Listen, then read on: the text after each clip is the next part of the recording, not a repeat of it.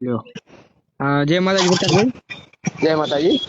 આપણે આજે હમણાં આ સોશિયલ મીડિયા વિરુદ્ધ થઈ રહ્યો છે હા તેને લેવાથી એવું કહેવાનું મારું હતું કે આ સમાજમાં બધા બંધારણનું પાલન કર્યો છે આજ દાડા સુધી.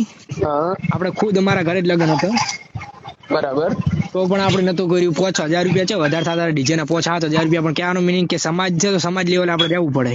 હા તો અને જો હિતેશભાઈ, હા આજે મારા કુટુંબમાં એક લગ્ન છે મારા કાકાના. આજે ગણેશ સ્થાપના છે હા અને મારા કાકાના ઘરે 2 સરકારી નોકરી હતી ભૂતકાળમાં, હા. અને પ્લસ કે એમને લાખોમાં પેન્શન પણ મળેલું છે.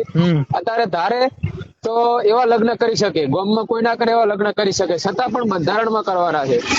હવે કાકો કાલે છે ને અમે જ બંધારણ તોડીશું તો પછી બંધારણનું નામ રહેશે નહીં. સાચી વાત. આપણી સમાજમાં આટલા મોટા ફોલોવર, આવડું મોટું નામ, જે સમાજે આટલા બધા મોટા લઈ ગયા. આજે સમાજ કરતા પણ અમુક કલાકારો મોટા થઈ ગયા. મોટા થઈ ગયા અને એ કલાકાર બધા કલાકારની વાત નથી કરતો, 1-2 કલાકારની વાત કરું છું કે જે સદારામ બાપા, ઓગણ બાપા કરતા પણ આ લોકો મોટા થઈ ગયા. મને એવું લાગી રહ્યું છે. આપણી સમાજને ના ગણે તો પણ ઓગણ બાપજી છે, આપણે સદારામ બાપુ આપણા ગુરુ કહેવાય છે. અને બીજું કે વારંવાર મારે કોલ આવતો હોય બધા કલાકારો, પણ બધા કલાકાર માટે નથી કહેતા, અમે 1-2 કલાકારો માટે છે. બરાબર. જો તમે આવડા મોટા સિંગર થઈને આવડી મોટી સ્ટેજ, આટલા બધા પૈસાનો ઘમંડ આવી ગયો, શેનો ઘમંડ આવી ગયો? તમે જ બંધારણ તોડશો તો કાલે સમાજનો નાનો દીકરો બંધારણ તોડશે તો સવાલો ઉભા થશે કે ભાઈ તમે મોટા લોકોને તો કોઈ સજા કરી નહીં, તો અમારે તો અમન શું કહેવાય? એક આ પણ એક ગંભીર સવાલ ઉભો થશે. ઓમાં કેવું છે પ્રકાશભાઈ, પૈસા તો બધે ઘણો હોય છે. ડીજે લાવવા માટે પૈસા તો લગ્નમાં કોને સારું ના લાગે. જેટલું વધારે કરો ને એટલું ઓછું છે લગ્ન માટે તો પ્રકાશભાઈ. પણ ક્યાંનો મિનિંગ કે સમાજનું બંધારણ કર્યું તો એમાં આપણે અમલ કરવું જરૂરી છે.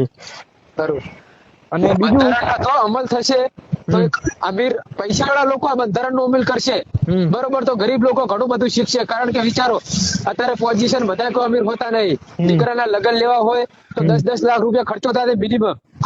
હવે વિચારો, હવે એનો મા બાપ બિચારો જમીન અડવણી મેલે, અથવા જે ના હોય તો કઈક આગા પાછું વ્યાજમાં લઈ અને લગ્ન કરતા હોય છે. બંધારણ એમના માટે મુકાયેલું છે.